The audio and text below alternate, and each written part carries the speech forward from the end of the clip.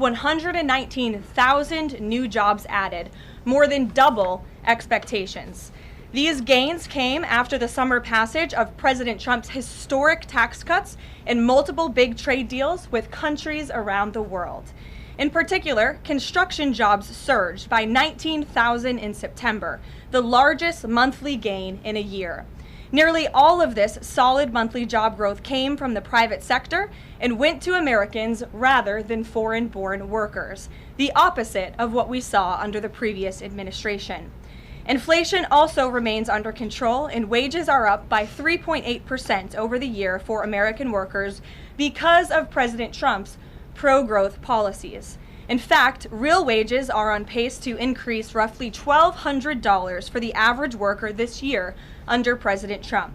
This is a complete reversal of the failed Biden era, when we saw inflation skyrocket to 9%, causing private sector workers to see their wages decline by approximately $3,000. We know that Americans are still hurting from the 4-decade high inflation caused by Joe Biden and the Democrats. But President Trump is making significant progress to fix this, and he will not stop working until he solves it. As the president recently stated, he is never satisfied. For example, President Trump's policies are working to make Americans' Thanksgiving more affordable this year, from their commute to the dinner table. Nearly 100 million Americans are expected to drive next week to spend time with loved ones for the holiday. And thanks to President Trump's drill baby drill agenda, the national average price of a gallon of gas on Thanksgiving Day is projected to be at the cheapest price since the COVID pandemic in 2021. President Trump is bringing down gas prices and providing significant savings to American families at the pump. And again, we expect those prices to continue to decline. According to the American Farm Bureau Federation's annual survey, cooking Thanksgiving dinner will also cost less this year than it did last year and is down about 5% overall. The average price for a staple of the meal, a 16-pound frozen turkey, is down more than 16% from last year, which will provide critical savings for families and their budgets. President Trump's entire economic agenda is aimed at putting more money back into the pockets of hardworking Americans. That's why he signed the largest middle tax cuts in history into law, from no tax on overtime, no tax on tips, to no tax on Social Security. And according to a new study from Piper Sandler, which is out this week, tax filers can expect an extra $1,000 bump to their tax refund next year in what could be a record-breaking tax refund season. So there is more good news to come. We know these refunds will make a huge difference for Americans to help pay down their bills and use towards life's expenses. In other news this week, President Trump took a significant step toward delivering on a core campaign promise to finally close the Department of Education. To shrink the bloated federal bureaucracy, the Department of Education just entered into new interagency agreements with 4 agencies: the Departments of Labor, Interior, Health and Human Services, and State. These agencies will now ensure the delivery of legally required programs while also refocusing them to better serve students. This common sense action brings the Trump administration much closer to finally returning education where it belongs, at the state and local level, not in Washington, D.C. The Democrats' reckless 43-day government shutdown did manage to do one valuable thing. It proved that America does not need a federal Department of Education. During the longest shutdown in history, the Department of Education furloughed 90% of its staff, and America's education system was not impacted whatsoever. Schools stayed fully open across the country. Students attended class and received normal in-person instruction, and our wonderful teachers received their paychecks uninterrupted. The Democrats' government shutdown made it painfully obvious that American families do not need the Department of Education. Since its creation in 1979 during the Carter administration, the Department of Ed has spent over $3 trillion taxpayer dollars without improving student achievement. Despite pure pupil spending having increased by more than 245% since the 1970s, math and reading scores are down in public schools. In fact, the most recent Nation's Report Card from 2024 showed that 13-year-olds' math scores are the lowest they've been in decades, and their reading scores are the lowest since testing began more than 30 years ago. It's clear that throwing more money at a broken system does not work, and that's why President Trump appointed the amazing leader behind me, our Secretary of Education, Linda McMahon, who is making these monumental changes at the direction of the president. We're very grateful to have you here today to talk about these changes and then take some questions. Hopefully folks in this room will have some questions on the very important topic of education. So please, Mrs. Secretary. Thank you. Thank you very much, Karoline. It's really a pleasure to be here with you today, and thank all of you for being here as well. My purpose here is to speak directly to the American families, not just you, but to the American families, about the work this administration is doing in education to reverse our national decline with a hard reset of our educational system. That reset was a top campaign promise from President Trump to send education back to the states and end Washington's micromanagement of education once and for all. This week we took the most decisive steps thus far to make good on this promise to you.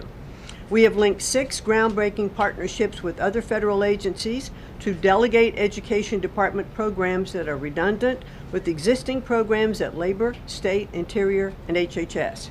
These interagency agreements to cut our own bureaucratic bloat are a key step in our efforts to shift educational authority from Washington, D.C. to your state education agency, your local superintendent, your local school board, entities that are accountable to you, and we encourage parents to always be involved.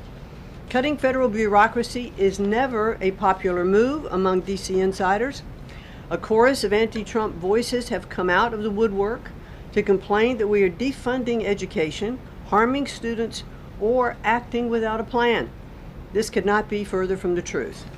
The majority of Americans across the country handed President Trump the popular vote precisely because they have seen the brokenness of a top-down education system run by the federal government. They're painfully aware that only 3 out of 10 students can read proficiently at their grade level.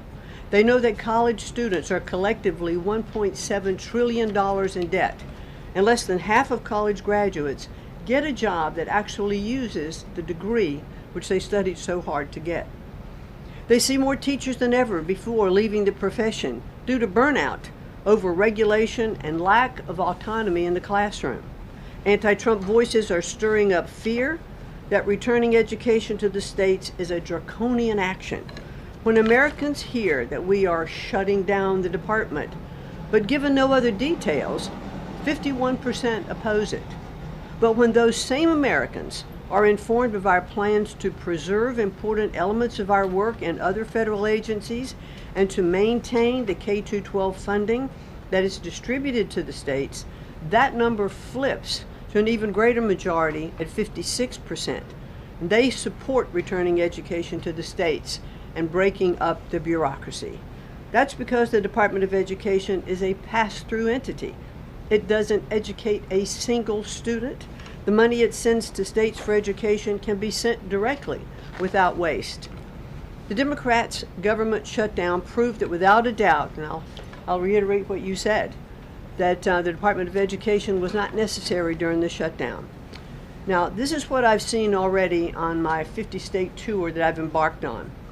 Educators are innovating in their schools. States are customizing their budgets and standards, and post-secondary institutions are planning for the economy of the future. But we're not leading them. They are informing us.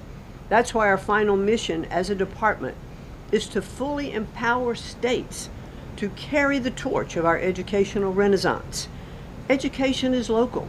It should be overseen locally by those who best know local needs. We're not ending federal support for education. We are ending federal micromanagement and paving the way for education renewal through state reforms like school choice, the science of reading, and restoring the right priorities in higher education. President Trump promised to send education back to the states, and we're keeping that promise. America's next generation will look back on the work we've carried out, thankful for an education system that prioritizes students over bureaucracy. Thank you. Well, thank you very much, Madam Secretary, and we'll take some questions for the Secretary if you have them. Elizabeth, why don't you start? Thank you for joining us. You announced the partnership to move some functions of the Education Department to other agencies. Are you talking to members of Congress about codifying this so that it lasts beyond the administration? Yes, we started our conversation, and thanks very much for asking that, because there have been some reports that Congress is in the dark on this. That's clearly not true. We've been talking to, I've talked to dozens of members of Congress to explain to them exactly what we're doing, to bring them up to speed, and to say to them, look, when we have completed some of these transfers that are working incredibly well, then we will be looking to Congress to codify those, make them permanent. Brian. Thank you. Secretary McMahon, what is the update on the negotiations with Harvard? I know the President has publicly pointed to you as somebody who's worked on that. I think you've talked about that at length, but I'd like to understand where are things with those negotiations with Harvard at this time? They're ongoing negotiations, and I feel very comfortable that we are getting close to having those negotiations finalized. It's been open door conversation all along. Deanna? Hello, Mrs. Secretary. The President recently posted about establishing a federal standard for AI. Do you know if the administration has a view on the use of AI for students in schools? And Karoline, do you know if the President personally uses AI? I don't think so. You can handle that I've never one. witnessed it, so I can't attest to that. Well, I do think AI is going to need guardrails, but I have witnessed AI firsthand. I was at the Alpha School in Austin, Texas, and the first 2 hours of every day in that school, students are learning through AI. They have their headsets on, they're in front of their screens, and the AI is really acting as like an individual tutor for those students, allowing those students that can progress faster to do that. Those who need a little catch up, it refeeds information to them. And so after those 2 hours of learning, the basics of what they're doing in their curriculum that day, then they spend the rest of the day, they have good recess and all of that time, but then they spend the rest of the day in what are called life skills, and they're actually using the information that they've learned this morning. So I've seen some AI in action that is really proving quite beneficial. Michael. Thank you, Caroline. Secretary McMahon, as the Education Department continues to pare down, can you talk about taxpayer services like charter school grants and how the department will continue to assist kids with special needs? Well, we are going to make sure that there's no interruption in getting that grant money out the door.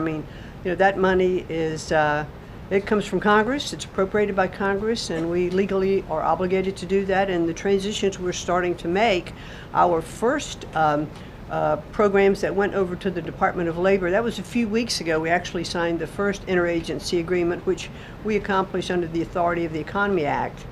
We transferred grants for WIOA and for the Perkins Act. And the really good news is that the Department of Labor has a much more sophisticated system, technology system and grant fulfilling system than the Department of Education does. As a matter of fact, our executive manager that went over with that group over to Labor said he would compare what the labor system is to education's like held together by bubble gum that is not connected to any other part. So we were able to get those grants out the door more smoothly, and states have actually better access for those systems than they do at the Department of Education. So that's a real bonus. Take a couple more. Carrie, go ahead. As far as the diversity, equity, and inclusion new regulations that came out from the administrations, a lot of schools, whether high school or even higher education is concerned, some of them are defying these new administration policies, even apparently according to a new report. I'm sorry, I can't hear you, Rick. As far as there's been a new report from the administration saying that half of medical schools are defying the administration when it comes to DEI policies. What type of action will the administration take for these schools that are defying the new DEI policies?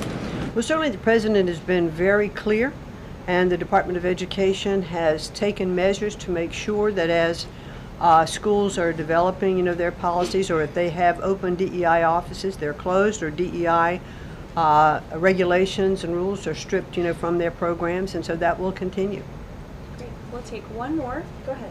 Thank you, Caroline. Secretary McMahon, my question is, since you said 3 out of 10 students literate with regard to their reading capacity. Would now the states help to improve those numbers since you have gone back to the states? Well, what we are finding that the states that are making great progress, it's through their own innovation. It's not coming from the Department of Education. I think the Department of Education is really misunderstood about what our function is. We don't teach one student. We have nothing to do with the curriculum that are in any states. We are a pass-through pathway from money that's appropriated by Congress to get to the states. But what we have seen in those states that have taken that initiative and they are embracing the science of reading and returning that into their school programs. Louisiana has done it. Mississippi, they call it the Mississippi Miracle, because they were like, I think, bottom or next to last in reading proficiency in Mississippi. And now they're like middle of the pack, which has been a really big jump. Florida has, Iowa has, Tennessee. So, but these are innovations that are done at the state level. This is not anything we're dictating, and that's why I'm saying returning education to the states where they really are already leading in their education endeavors, and 90% of their budget they provide. The federal government only provides 8 to 10% of the budget for education, so let's make sure that that grant money that's coming from the federal government is getting in their hands as efficiently as possible and getting to students. We don't want teachers having to spend their time and money in regulatory compliance. There was one superintendent chief who said to me that they had done some calculation in their state, and that for every dollar that went into the classroom in a grant, 47 cents was spent in regulatory compliance. So let's get the money into the hands of our students and our teachers. Let's raise the level of education. The other thing I'll do, and I'll quickly wrap up for you, is this 50-state tour that I have embarked on. We've done about 14 states. We've shut down a little bit during the shutdown. But what I am doing is visiting different kinds of schools, grammar schools, middle schools, high schools, micro schools, private schools, charter schools, the whole gambit. And in the end, my goal will be, as we step away and fully deliver education back to the states, is to provide them with a best practices toolkit of all of the things that I have seen around the country to say, hey, this is working. Check with these superintendents, check with these governors. And you know what I found a little bit is governors are a little competitive. So it's kind of nice to give some of these best practices out there. It'll work because it's already working. If we leave it with the people who are closest to the students, the president believes, as do I, the best education is that's closest to the child, and parents' involvement is critical to the success. Awesome. Thank you Thank so you, much. Linda. It's a Thank you pleasure. so much. Thank I you. appreciate your coming All right. today. Thanks for your great work. Whoops. And Thank she's you all very much. a busy lady, so we'll let her Come get on. back to work. All right. Thank you again. Well, let's get to it. You guys were so calm with her. I wish you were that calm with me. We'll kick off with our new media seat, as always. Javier, why don't you start us off, and then we'll get to the rest of the room. Go ahead. Thank you very much. My name is Javier Negre. I'm from Spain. I'm the owner of the biggest media platform in Hispanic politics, with brands like La Derecha Diario, Ida TV, or UH Plus, or Vicegrad in Spanish. And I'm happy to be here. Thanks for supporting the new media, also in the Hispanic community. We try to fight against medias like Telemundo, Univision, CNN, or NBC News that are spreading fake news and attacking the ICE operations. We will premiere this Sunday the Real America's Voice, the right news show, the first Hispanic show against communism and woke culture that is promoted by people like George Soros to bring communism all over the world, like happened in New York. I have two questions for you, if you don't mind. In Mexico, the young people is protesting against President Sheinbaum. They think she's doing nothing against the cartels. Sheinbaum used the police to attack them, young people, kids, girls, and she's attacking journalists like me in a country where 150 journalists have been killed in the past years. The USA legacy media is attacking President Trump for his comments about the fake news media, while they are not publishing anything about the murders of journalists in Mexico.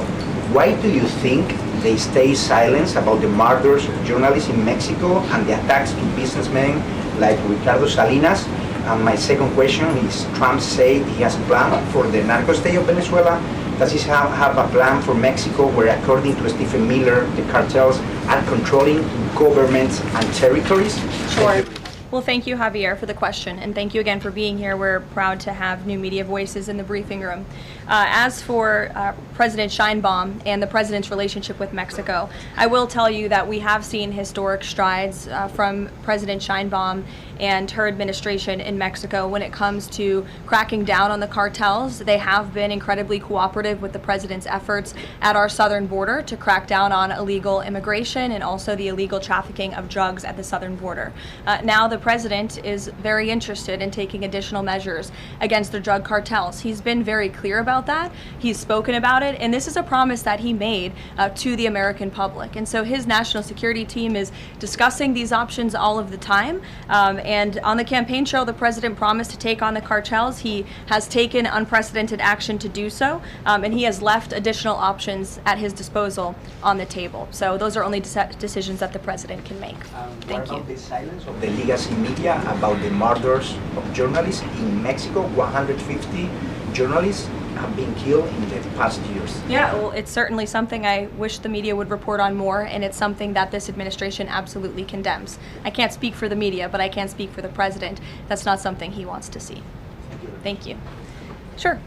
Thank you, Karoline. Is there anything that Mayor-elect Mamdani could say tomorrow that would ease the president's concerns about his future leadership in New York? Look, I don't want to speak for the president or get ahead of this meeting that we are currently working on tomorrow. As you saw, the president put out a statement tomorrow that the mayor-elect will be coming to the Oval Office, and so our teams are arranging those details.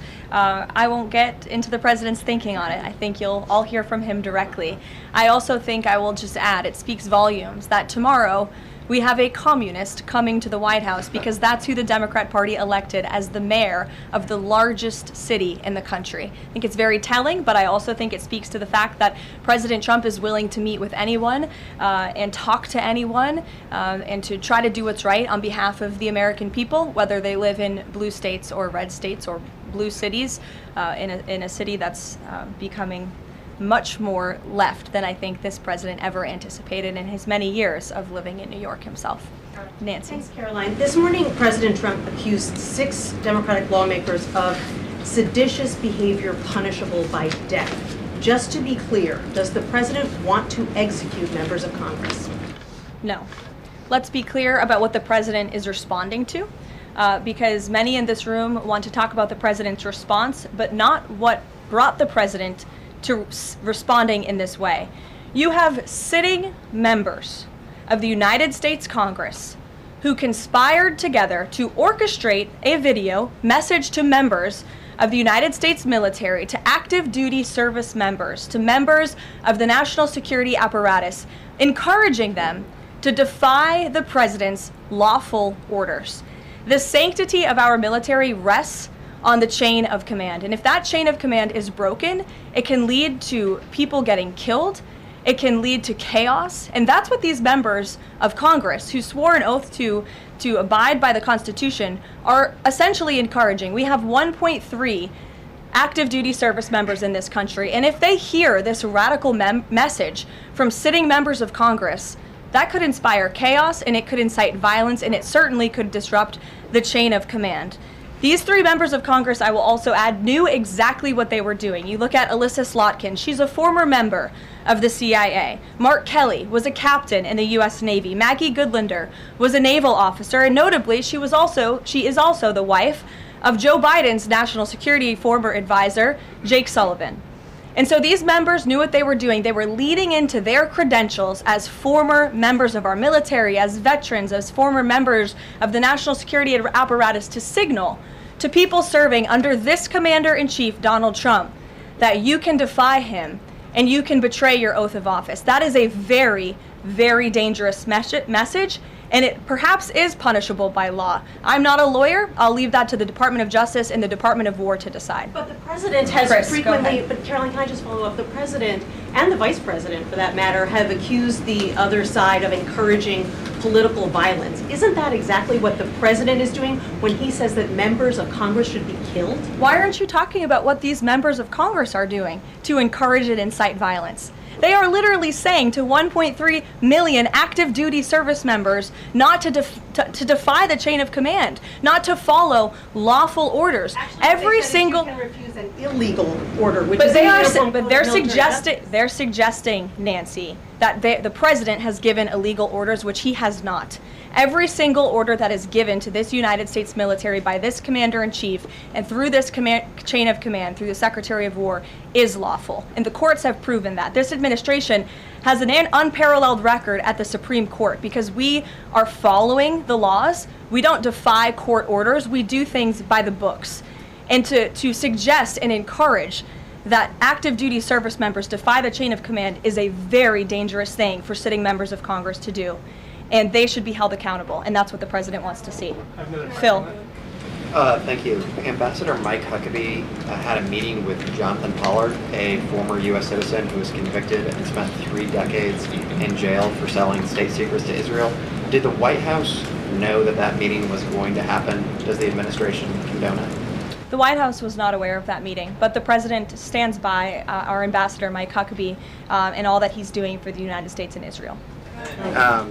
You said that the president was going to do what was right for U.S. citizens, regardless of whether they lived in blue or red states. I'm curious if there's any chance in tomorrow's meeting with Mayor-elect Mamdani that he will be able to convince the president to abandon that promise to cut off federal funding to New York City. Look, Phil, we'll see how the meeting goes tomorrow, and I'll let the president speak for himself. Natalie.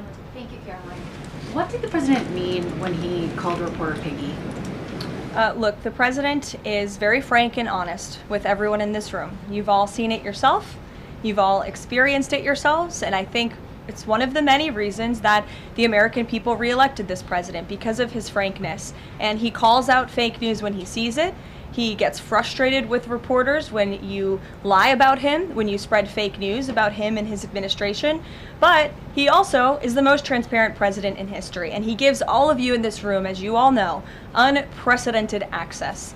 You are in the Oval Office almost every day asking the president questions. And so I think the president being frank and open and honest to your faces rather than hiding behind your backs is frankly a lot more respectful than what you saw in the last administration, where you had a president who lied to your face and then didn't speak to you for weeks and hid upstairs and didn't take your questions. So I think everyone in this room should appreciate the frankness and the openness that you get from President Trump on a near daily basis. And Go ahead. As a follow-up, Yes. The Go Washington ahead. Post just Go ahead. reported that the Coast Guard has I'm stopped calling on considering- Bloomberg. Go ahead. Caroline, Thank you. thank you. 2 questions for you. The New York Times is reporting that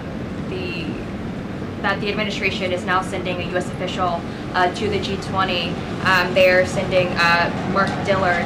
Can you confirm if that is true, and then also explain the shift in? I'd be happy to explain, because there is not a shift. The United States is not participating in official talks at the G20 in South Africa. I saw the South African president running his mouth a little bit against the United States and the president of the United States earlier today, and that language is not appreciated by the president or his team.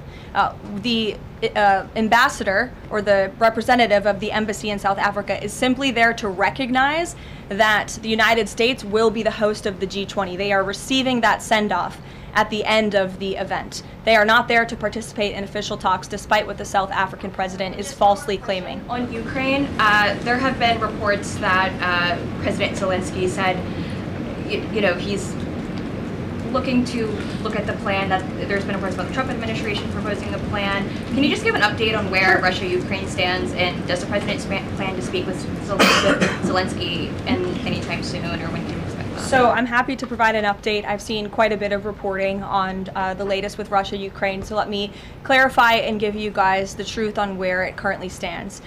President Trump has made it very clear since day one, and even on the campaign trail, that he wants to see this war come to an end. He has grown increasingly frustrated with both sides of this war, Russia and Ukraine alike, for their refusal to commit to a peace agreement. But nevertheless, the president and his national security team are steadfast in seeing this war come to an end, to end the killing and deliver on the president's promise. Special Envoy Witkoff, that Marco Rubio, have been working on a plan quietly for about the last month. They've been engaging with both sides, Russia and Ukraine, equally to understand what these countries would commit to in order to see a lasting and durable peace. That's how you get to a peace negotiation, right? That's how it worked with Israel, with respect to Israel and Gaza and all of the Arab countries in the Middle East. That's how we accomplished that historic agreement, which the UN, by the way, voted to commit to and accept this week, which was a huge monumental moment. So they have been engaged with both sides, and these talks are continuing. As always, I'm not going to litigate the details of this plan as it's ongoing and it's in flux, but the president supports this plan. It's a good plan for both Russia and Ukraine, and we believe that it should be acceptable to both sides, and we're working very hard to get it done. And I'll also add, I know Secretary Driscoll did meet with President Zelensky today. We spoke with him. He was very optimistic following that meeting. And so, again, we are having good conversations with both sides with respect to ending this war. Karoline? Sure. Go ahead. Follow up on Ukraine. You said this is a good plan. So according to our sources, this proposal demands major concessions from Ukraine and doesn't demand much from Russia. So was Russia involved in drafting Your this? understanding is wrong. Have you read the full plan? You haven't. Sources say. Yes. So if you can give details, maybe. You've read reporting from one side of the war, and so I want you to understand that the administration has talked equally with both sides. You have seen President Trump engage directly with both President Putin and President Zelensky. Likewise, his national security team has as well. In fact, Special Envoy Witkoff and Secretary Rubio met with some of the Ukrainians just in the past week to discuss this very plan. And so just like you saw with respect to Israel and Gaza, we are hearing out both sides of this war to understand what can you commit to end the war. And that's ultimately how we are going to get to an agreeable solution. That's what the president has directed of his team. I know there's a lot of criticism out there and a lot of doubters, but I would just remind you of the historic success that this president and his team accomplished in the Middle East. We believe that is possible with Russia and Ukraine, and we're hoping and working very hard to achieve that. Stephen. Could you provide a little more context on what to expect tomorrow with the Mamdani meeting? Will it be in the Oval Office, or is it going to be open at least partially to the press? I don't have any more details to read out for you on the meeting quite yet, Stephen. I know it's of great interest to you and the New York Post, but we'll keep, maybe if it opens, we can commit to letting you in. Sure, go ahead. Thank you, Caroline. It came up yesterday during a confirmation hearing for the president's pick to lead the CFTC that the CFTC currently has 0 Democrat commissioners, whereas usually it's had 2 or more.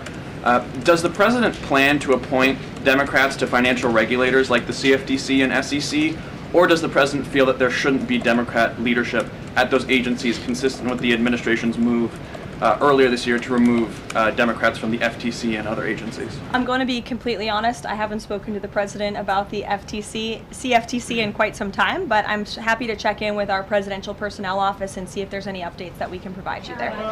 Sure. Thank you, Caroline. Last week on Fox News, President Trump said that we've had a lot of problems with the French. How would you describe the current relationship between France and the U.S.? Look, the relationship remains very strong. President Trump speaks quite frequently with Emmanuel Macron. I think they have a good working relationship, but the president is not shy to point out when he has disagreements with world leaders as well, and he's done that with respect to Mr. Macron as well. Deanna, go ahead. Caroline, there are reports that Qatar is acting as a mediator in the Ukraine peace process. Can you confirm that, and why did the president choose that country? I'm not going to get into further details other than what I previously shared, which I think was quite a bit of information. Brian? Thank you, Caroline. 2 questions. You were talking about 4 earlier in this briefing about the president's orders. You were going back and forth about what the ad said and what it didn't say. My first question is... The ad? The advertisement that the Senate Democrats were featured in. So my first question is, no matter what the order is, it could be to any administration official, military or otherwise, no matter if legal experts might think it's illegal, does the president expect those cabinet members, administrative officials to go ahead with those orders regardless of any outside thinking or experts? The president expects his cabinet officials in the administration to follow the law and to demand accountability and hold people accountable for their dangerous rhetoric. And I would just add that if this were Republican members of Congress who were encouraging members of the military and members of our United States government to defy orders from the president and from the chain of command, this entire room would be up in arms. But instead, it is the other way around, and I think that's quite telling. I'm going to let you all go because the president, excuse me, I appreciate the encouragement this morning, but this afternoon. But President Trump is about to meet in minutes with Israeli hostages who this administration freed, and so I'm going to go up to that meeting, and you will hear more about that later. Thank you. Misquoted Democrats in that video. That's actually not what they said.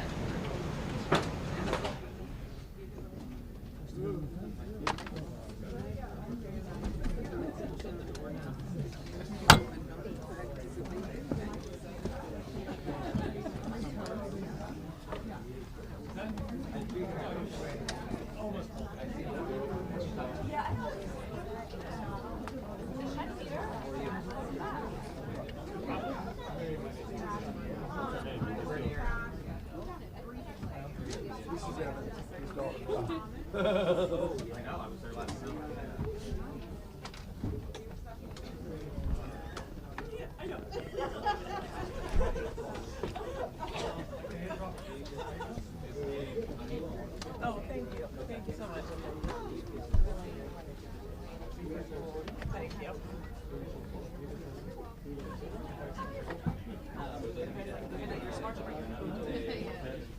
Hi.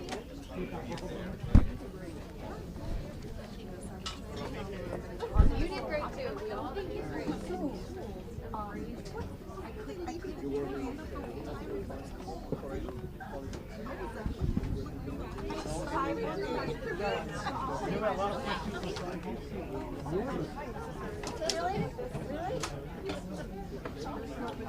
Sorry to surprise everyone.